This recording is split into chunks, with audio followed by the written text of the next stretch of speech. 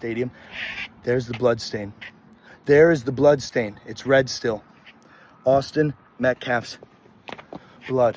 Regardless, this is about race. Because if the shoe was on the other foot, they wouldn't give a damn. Don't stand on shit. Whatever you talking about, the motherfucking lie. And you motherfucking know it. I don't give a fuck. 48 hours before he died, Austin Metcalf posted 4 words online. Faith that God got me. That post has now been seen 2.5 million times. Austin never saw a single one of those views. Because on the morning of April 2nd, 2025, at a high school track meet in Frisco, Texas, Austin Metcalf was stabbed once in the chest. He looked down at the blood spreading across his shirt and said, "I think I got stabbed." Then, "Oh my God." Those were his last words. He was 17 years old. His twin brother Hunter was standing right there. Hunter dropped to his knees and pressed his hands against the wound and tried to keep Austin alive until the paramedics arrived. It did not work. Austin lost his pulse before the ambulance reached him. Their father, Jeff, rushed to the hospital. He found his son on a gurney. "I could see all the blood," Jeff told reporters. His eyes, he was gone. Jeff kissed Austin's forehead and ran his fingers through his hair. That was the last time he touched his son. The person who put that knife into Austin's chest tossed it into the stadium bleachers and walked toward the exit. When police stopped Karmelo Anthony at the stadium gate minutes later, he did not ask for a lawyer. He did not stay silent. He said, "I'm not alleged. I did it." That statement is now at the center of one of the most watched murder trials in the country. The question is not whether Karmelo Anthony stabbed Austin Metcalf. He admitted that at the scene. The question is whether what happened in that tent in under 30 seconds was murder or self-defense. Hunter Metcalf has sat in that courtroom every single day of this trial. Last month, he walked across a graduation stage alone and accepted 2 diplomas, one for himself and one for Austin. This is the full story. Do you think that the black community will accept that? If evidence shows that he did not, no, we're going to stand by ours regardless. They stand by theirs. We're going to stand by ours regardless. I'm a mother first. I'm a black mother. Let me put that on there. I'm an African-American mother. So I have to put away my color first and step into the motherhood. Nobody wants to see their child slain. So I do want to send prayers to Austin Metcalf, their family. But at the end of the day, I got to think like, okay, what did you do to him or whatever to cause this to happen, the reaction? We got to start taking accountability for our kids. Because then again, if my kid, that's why it's a catch-22, if my kid was Karmelo and I feel like his back was up against the wall, well, I'm going to tell you straight up, better mine than yours. Stay with this, because this case is bigger than the headlines, and Austin Metcalf's family deserves for every detail to be heard in full. Before April 2nd, 2025, Austin Metcalf was not a headline. He was a kid from Frisco, Texas, who woke up every morning with something to prove. 6 feet tall, 220 pounds, a linebacker and athlete at Frisco Memorial High School carrying a 3.97 GPA. He had a recruiting profile on Hoodle. He had college scouts watching his film. He had a phone full of messages from coaches who wanted him on their rosters. Austin was not waiting for his life to begin. He was already building it. His X profile said everything about who he was. He listed his GPA. He listed his phone number for college recruiters. He listed his email. At 17 years old, Austin Metcalf was putting himself out there with the kind of discipline most adults never find. His last post before he died read, "Just be patient and trust God." His father Jeff described him as a natural leader, not the kind of leader who talked about it, the kind who showed up, the kind coaches called on when they needed someone to set the tone. That morning at the track meet, his coach had texted him specifically, "Be a leader today. Help run the tent." "Step up," Austin replied. "For sure, coach. Got you." But the person who knew Austin best was not his father or his coach. It was Hunter, his twin. Born 4 minutes after Austin into the same world, the same house, the same everything. Hunter described their bond in one sentence that has stayed with everyone who heard it. "We were one person. We did everything together. Everything the same. We connected so well. They played on the same football team. They competed at the same track meets. They shared the same circle. The same goals, the same future." When Austin posted, "Faith that God got me and my work will pay off," 2 days before he died, Hunter was right there. The same way he had always been right there. You do not lose a twin. You lose the person who has been beside you since before you could breathe. And Hunter has had to figure out who he is without the person he was born beside. That is who Austin Metcalf was. Not a headline, not a symbol. A 17-year-old who trusted God, worked 2 sports, carried a near-perfect GPA, and had his whole future mapped out in front of him. He never made it out of that stadium. To understand what happened in that tent, you have to understand who Karmelo Anthony was before April 2nd, 2025. Because he was not who the internet decided he was in the days after. Karmelo Anthony was born in Baton Rouge, Louisiana. He was the oldest of 4 children. His parents, Andrew and Kala Hayes, were married, stable, and by every account doing the right things for their family. In 2021, they packed up and moved to North Texas, first to Irving, then to Frisco. The reason Andrew gave a judge was simple and direct: a better life, better opportunity. At Frisco Centennial High School, Anthony built the kind of record that description promised. He carried a 3.7 GPA. He was captain of both the football team and the track team. Not a member, the captain. He worked at Foot Locker for 2 years. He picked up a second job at HEB. He was active in church. He had no criminal history, not a single prior arrest, not a warning, nothing. His father Andrew stood before a judge weeks after the stabbing and described his son in 4 words: a great big brother. That was what Andrew led with, not the GPA, not the sports. The fact that Karmelo showed up for his younger siblings every single day. This is important context, not to excuse what happened, but to establish what the jury is being asked to weigh. This was not a documented pattern of carrying weapons. This was a 17-year-old with 2 jobs, a leadership position in 2 sports, and a family that had sacrificed to give him every possible advantage. And yet, on the morning of April 2nd, 2025, Karmelo Anthony walked into a school-sanctioned track meet with a pocket knife in his backpack, a 3.5-inch blade. He was 5 feet 8 inches tall and weighed approximately 130 pounds. His defense team will argue that matters. The prosecution will argue it does not. What nobody disputes is this: at some point during that morning, Anthony made a decision to reach into that backpack. What led to that decision is what this trial is being fought over. And it all started with a tent, a rain delay, and a seating dispute that nobody involved thought would end the way it did. Nobody in that tent knew he had a knife in that backpack. Not a single person. April 2nd, 2025 started like any other competition day in Frisco, Texas.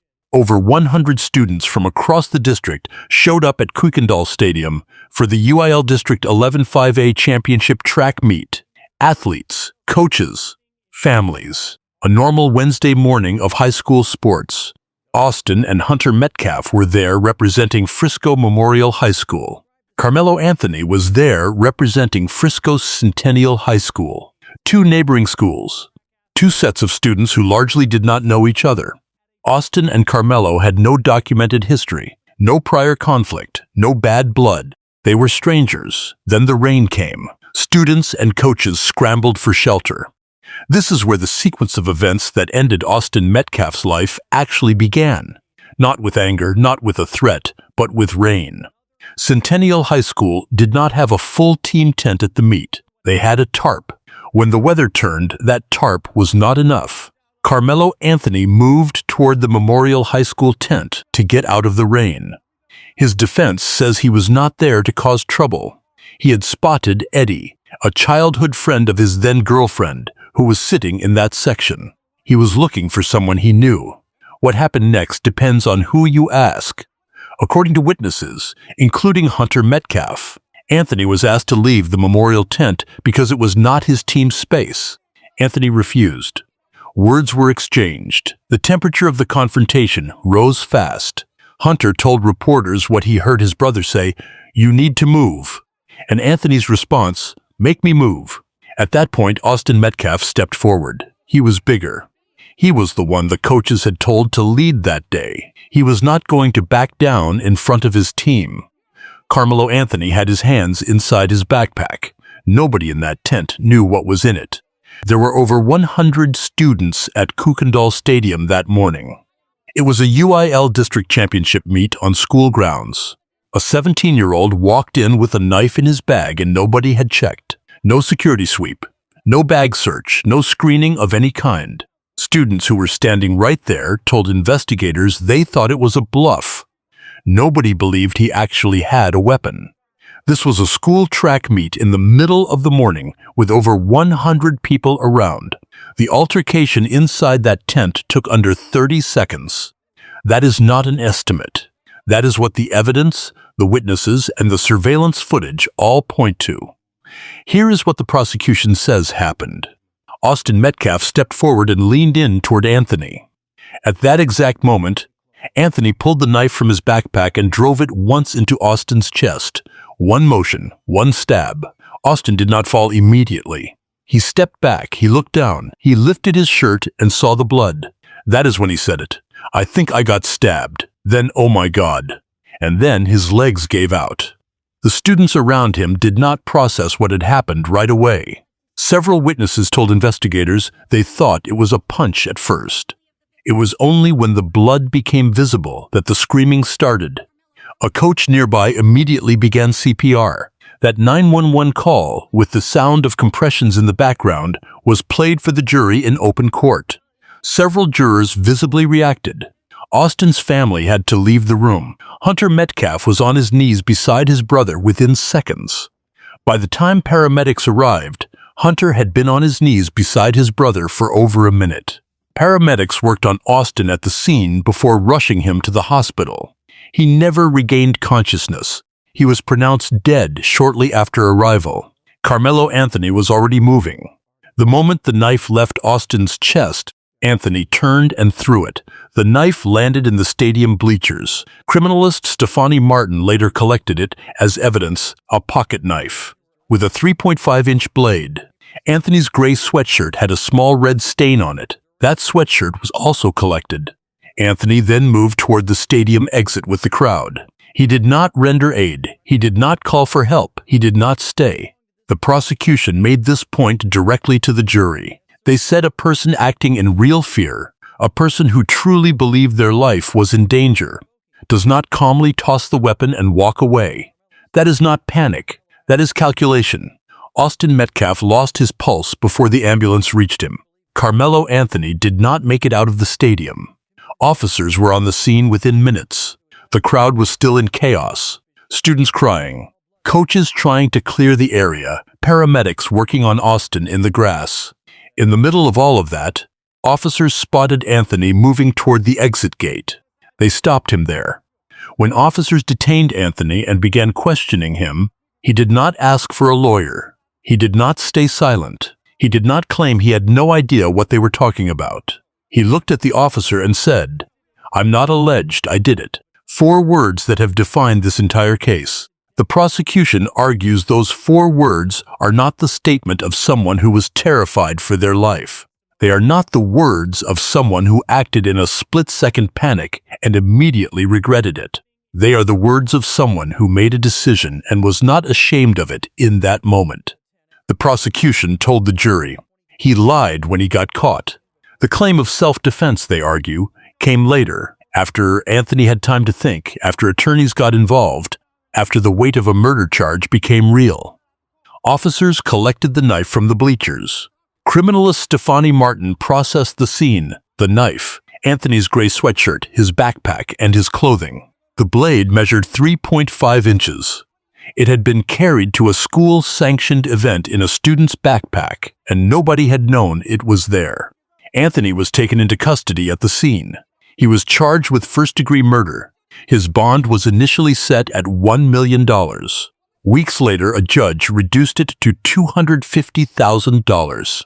He was released on house arrest with an ankle monitor and relocated, because the death threats against him and his family had already begun. The internet had already delivered its verdict. The courtroom had not even been scheduled yet.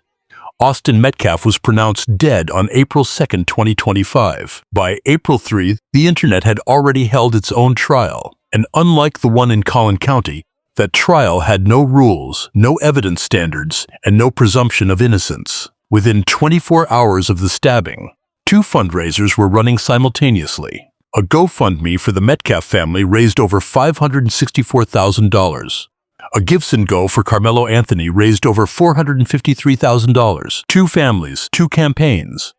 Two completely different stories being sold to two completely different audiences at the same time. The donations themselves were not the story. The comments attached to them were. One donor on Anthony's GiveSendGo wrote publicly, "Honestly, even if Karmelo stabbed Austin for no reason at all, I'd still donate and support."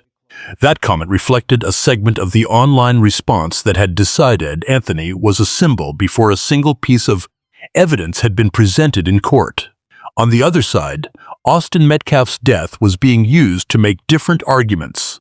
His image was being shared across platforms by people who had never heard his name before April 2nd. His recruiting profile, his GPA, his faith posts, all of it was being deployed as ammunition in a culture war that had nothing to do with what actually happened in that tent. Then came the misinformation. It spread faster than any fact check could contain it. The most viral false claim alleged that Anthony's family had used donation money to purchase a $900,000 home and a new car. That claim was retweeted by a United States Senator, Ted Cruz, and received 38,000 likes before it was debunked. It was false, completely fabricated, but by the time the correction circulated, the damage was done. The narrative had already been absorbed by hundreds of thousands of people who never saw the correction. Anthony's GiveSendGo page had described him as a 4.0 student with multiple college offers and zero criminal history. The actual documented figure was a 3.7 GPA. Still impressive, but the inflation raised questions about how the fundraising campaign was being managed and who was crafting the message. Hunter Metcalf was watching all of this. A teenager who had just lost his twin brother was watching strangers fight over his brother's image online while his family buried him. Jeff Metcalf had to watch a senator retweet a lie about the person who killed his son while he was still planning a funeral. The case had become a Rorschach test for everything America was already arguing about: race, self-defense laws, bail reform, media bias. And Austin Metcalf, the actual victim at the center of all of it, was getting lost in the noise. Karmelo Anthony was charged with first-degree murder. He was 17 at the time. The decision was made to try him as an adult. If convicted, he faces anywhere from 5 years to 99 years in prison, or life. There is no death penalty on the table. This is not a capital murder charge. But life in prison for a teenager is what the Metcalf family is asking this jury to consider. Anthony's defense entered a plea of not guilty. Their argument is self-defense. Under Texas law, specifically sections 931 and 932 of the Texas Penal Code, a person is justified in using force, including deadly force, if they reasonably believe that force is immediately necessary to protect themselves against another person's use of unlawful force. The defense will argue that Anthony, who stood 5 feet 8 inches tall and weighed 130 pounds, was confronted by Austin Metcalf, who was 6 feet tall and weighed over 200 pounds, and that he acted out of real fear for his safety. But Texas law has a critical condition attached to that defense. You cannot be the person who provoked the confrontation and then claims self-defense. If the jury believes Anthony was the aggressor, that he inserted himself into a situation, refused to leave, and escalated the conflict, then the self-defense argument is gone. The judge can instruct the jury to disregard it entirely. That is the legal tightrope the defense is walking. The bond hearing added another layer to the public perception of this case. Anthony's bond was initially set at $1 million. His defense argued that was excessive for a 17-year-old with no prior criminal history and strong family ties. A judge agreed and reduced it to $250,000. The Metcalf family was devastated by that decision. Jeff Metcalf made his feelings clear publicly. Watching the person who killed his son walk out of a courthouse while his family was still in pieces was something no legal explanation could soften. Then came jury selection. During voir dire, the lead prosecutor stated openly that in his entire career, he had never had to have such an explicit conversation about race with the jury panel. When the jury was finally seated, not a single black juror was among the 12. In a case that had already become a flashpoint for racial tension across the country, that outcome did not go unnoticed. The defense said nothing publicly about the jury composition. The prosecution moved forward, and on June 3, 2026, opening statements began. On June 1, 2026, over a year after Austin Metcalf was buried, Karmelo Anthony sat down in a Collin County courtroom, and the formal process of determining his guilt or innocence finally began. Jury selection took 3 days.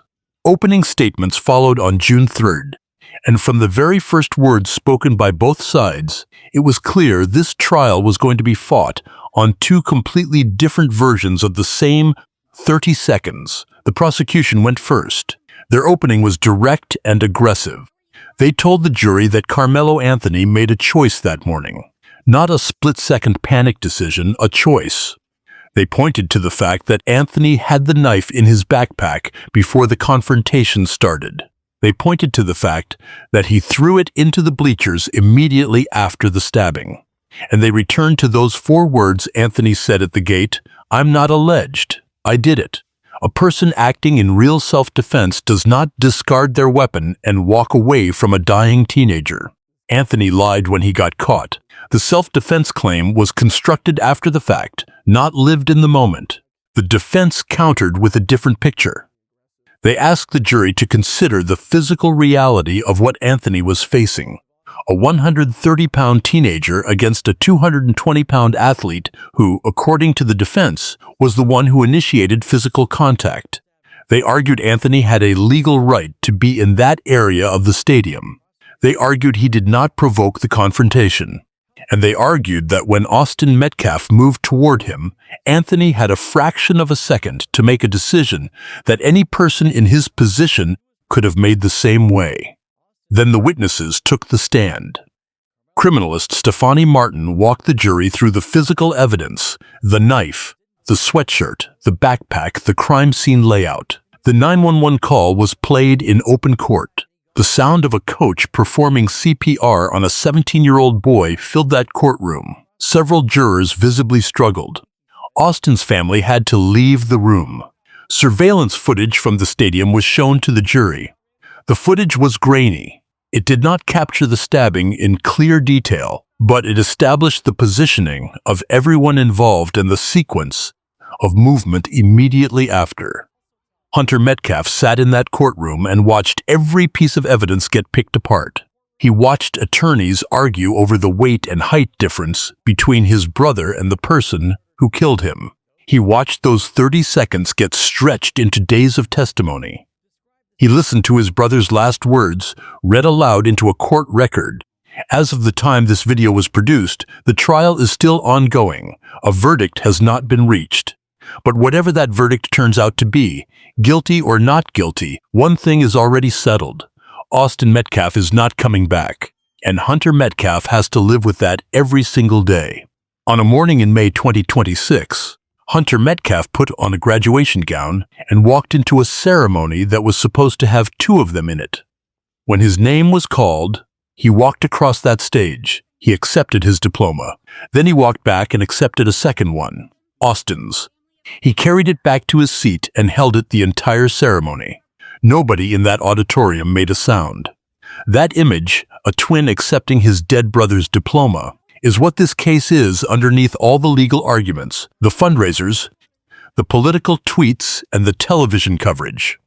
It is a 17-year-old boy who went to a track meet on a Wednesday morning and never came home, and a family that has had to keep living inside the hole he left behind. Jeff Metcalf has said publicly that no verdict will bring his son back. He knows that. But the family has sat in that Collin County courtroom every single day because they believe Austin deserves to have the full truth told in front of 12 people who are required to listen. That is what they are asking for. Not revenge, accountability. The prosecution is asking this jury to find that what happened in that tent was not self-defense. That throwing the weapon into the bleachers and walking away is not the behavior of someone who was afraid. It is the behavior of someone who knew what they had done. The defense is asking this jury to find that Karmelo Anthony was a teenager in a moment of real fear who made a split-second decision that Texas law allows for, that his size, his position, and the physical threat in front of him justified what he did. 12 jurors will decide which version of those 30 seconds is true. Whatever they decide, here is what does not change. Austin Metcalf had a 3.97 GPA. He had college scouts watching his film. He had a faith he posted about publicly 2 days before he died. He had a twin brother who loved him more than he could put into words. He had a father who kissed his forehead one last time in a hospital corridor. He had a coach who texted him that morning and told him to be a leader. He was a leader, he told his coach. Got you, the morning he died, and meant every word of it. And Hunter Metcalf carries 2 diplomas home, because that is the only way left to keep Austin in the room. If this case deserves your attention, and it does, subscribe to Kova True Crime. Every case we cover gets this level of depth. Every victim gets this amount of time. New investigations drop regularly. We will be here when the verdict comes.